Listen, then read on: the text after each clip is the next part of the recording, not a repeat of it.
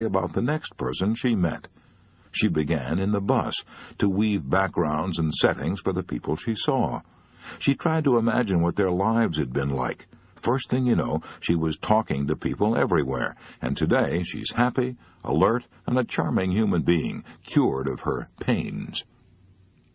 4. Make up a schedule for tomorrow's work before you go to bed tonight. The class found out that many people feel driven and harassed by the unending round of work and things they must do. They never got their work finished. They were chased by the clock. To cure this sense of hurry and worry, the suggestion was made that they draw up a schedule each night for the following day. What happened? More work was accomplished, much less fatigue, a feeling of pride and achievement, and time left over for rest and enjoyment. 5. Finally, avoid tension and fatigue. Relax, relax. Nothing will make you look old sooner than tension and fatigue. Nothing will work such havoc with your freshness and looks. My assistant sat for an hour in the Boston Thought Control class while Professor Paul E. Johnson, the director, went over many of the principles we've already discussed in the previous chapter, the rules for relaxing. At the end of 10 minutes of these relaxing exercises, which my assistant did with the others, she was almost asleep sitting upright in her chair. Why is such stress laid on this physical relaxing? Because the clinic knows, as other doctors know, that if you're going to get the worry kinks out of people, they've got to relax. Yes, you have got to relax. Strangely enough, a good hard floor is better to relax on than an inner spring bed. It gives more resistance. It's good for the spine. All right then, here are some exercises you can do. Try them for a week and see what you do for your looks and disposition. A. Lie flat on the floor whenever you feel tired. Stretch as tall as you can. Roll around if you want to. Do it twice a day. B. Close your eyes. You might try saying, as Professor Johnson recommended, something like this. The sun is shining overhead, the sky is blue and sparkling, nature is calm and in control of the world, and I, as nature's child, am in tune with the universe. Or, better still, pray. C. If you cannot lie down because you can't spare the time, then you can achieve almost the same effect sitting down in a chair. A hard, upright chair is the best for relaxing. Sit upright in the chair like a seated Egyptian statue, and let your hands rest, palms down, on the tops of your thighs. D. Now, slowly tense the toes, then let them relax. Tense the muscles in your legs, and let them relax. Do this slowly upward with all the muscles of your body until you get to the neck. Then let your head roll around heavily, as though it were a football. Keep saying to your muscles, as in the previous chapter, let go, let go. E. Quiet your nerves with slow, steady breathing. Breathe from deep down. The yogis of India were right. Rhythmical breathing is one of the best methods ever discovered for soothing the nerves. F. Think of all the wrinkles and frowns in your face, and smooth them all out. Loosen up the worry creases you feel between your brows and at the sides of your mouth. Do this twice a day, and maybe you won't have to go to a health club to get a massage. Maybe the lines will disappear from the inside out. Chapter 26. 4 good working habits that will help prevent fatigue and worry. Good working habit number 1. Clear your desk of all papers except those relating to the immediate problem at hand.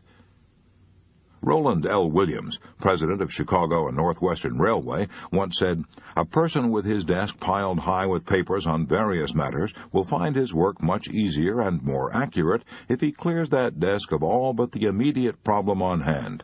I call this good housekeeping, and it's the #1 step toward efficiency."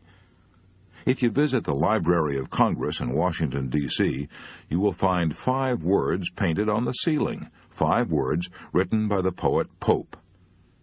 Order is heaven's first law. Order ought to be the first law of business, too. But is it? No. The average desk is cluttered up with papers that haven't been looked at for weeks. In fact, the publisher of a New Orleans newspaper once told me that his secretary cleared up one of his desks and found a typewriter that had been missing for 2 years. The mere sight of a desk littered with unanswered mail and reports and memos is enough to breed confusion, tensions, and worries. It is much worse than that. The constant reminder of a million things to do and no time to do them can worry you not only into tension and fatigue, but it can also worry you into high blood pressure, heart trouble, and stomach ulcers. Dr. John H. Stokes, professor, Graduate School of Medicine, University of Pennsylvania, read a paper before the National Convention of the American Medical Association, a paper entitled Functional Neuroses as Complications of Organic Disease. In that paper, Dr. Stokes listed 11 conditions under the title, What to Look For in the Patient's State of Mind. Here's the first item on that list. The sense of must or obligation, the unending stretch of things ahead that simply have to be done. But how can such an elementary procedure as clearing your desk and making decisions help you avoid this high pressure, this sense of must, this sense of an unending stretch of things ahead that simply have to be done? Dr. William L. Sadler, the famous psychiatrist, told of a patient who, by using this simple device, avoided a nervous breakdown.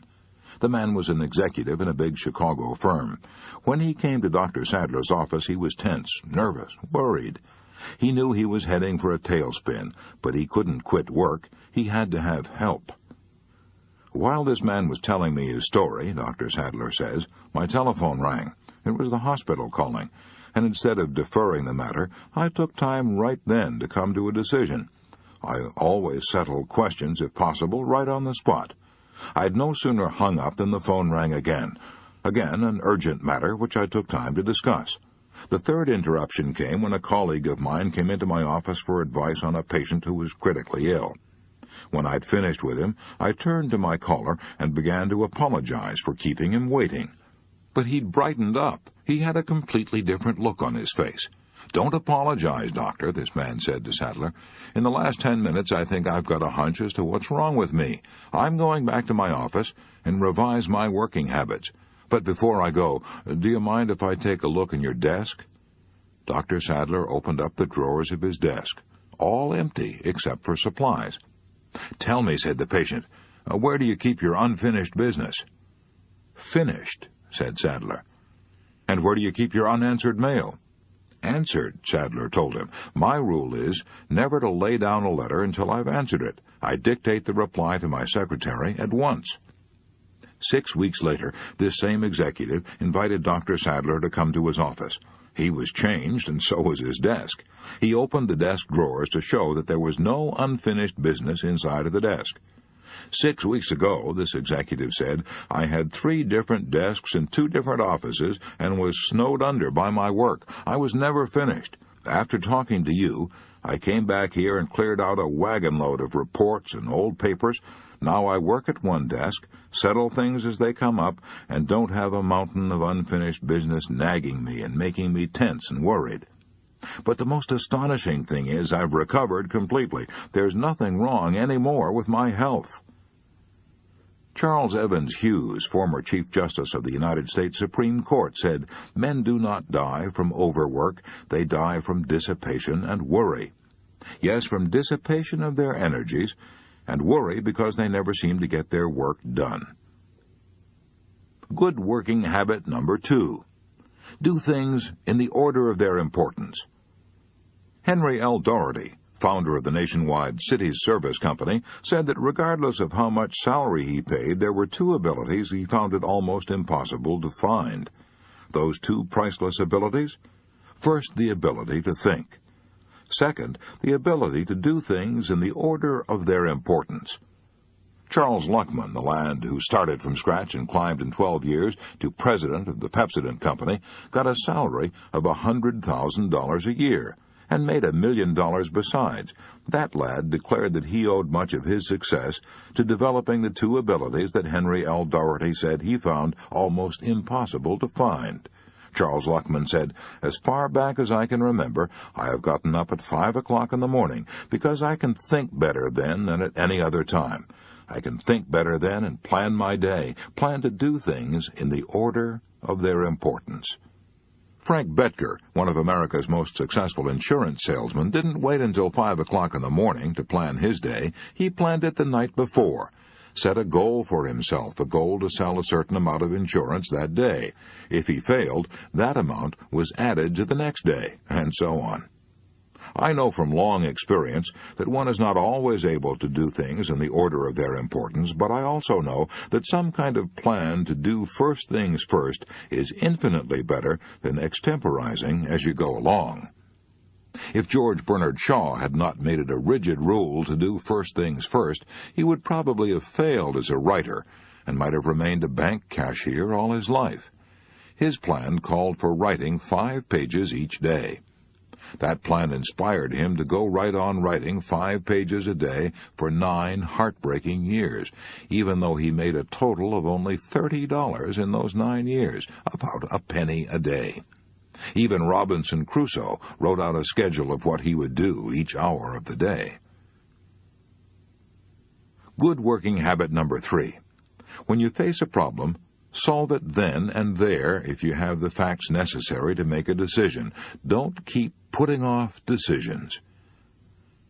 One of my former students, the late H.P. Howell, told me that when he was a member of the board of directors of U.S. Steel, the meetings of the board were often long, drawn-out affairs. Many problems were discussed. Few decisions were made. The result? Each member of the board had to carry home bundles of reports to study. Finally, Mr. Howell persuaded the board of directors to take up one problem at a time and come to a decision. No procrastination, no putting off. The decision might be to ask for additional facts. It might be to do something or do nothing, but a decision was reached on each problem before passing on to the next. Mr. Howell told me that the results were striking and salutary. The docket was cleared. The calendar was clean. No longer was it necessary for each member to carry home a bundle of reports. No longer was there a worried sense of unresolved problems. A good rule not only for the board of directors of U.S. Steel, but for you and me. Good working habit number 4. Learn to organize, deputize, and supervise. Many business persons are driving themselves to premature graves because they've never learned to delegate responsibility to others, insisting on doing everything themselves. Result? Details and confusion overwhelm them. They're driven by a sense of hurry, worry, anxiety, and tension. It is hard to learn to delegate responsibilities. I know. It was hard for me, awfully hard. I also know from experience the disasters that can be caused by delegating authority to the wrong people. But difficult as it is to delegate authority, executives must do it if they are to avoid worry, tension, and fatigue. Executives who build up big businesses and don't learn to organize, deputize, and supervise usually pop off with heart trouble in their 50s or early 60s, heart trouble caused by tension and worries. Want a specific instance? Look at the death notices in your local paper. Chapter 28. How to keep from worrying about insomnia. Do you worry when you can't sleep well? Then it may interest you to know that Samuel Untermeyer, the famous international lawyer, never got a decent night's sleep in his life.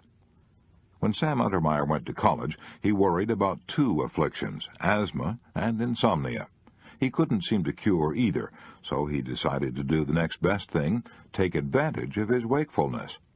Instead of tossing and turning and worrying himself into a breakdown, he'd get up and study. The result? He began ticking off honors in all of his classes and became one of the prodigies of the College of the City of New York. Even after he started to practice law, his insomnia continued, but Untermeyer didn't worry. Nature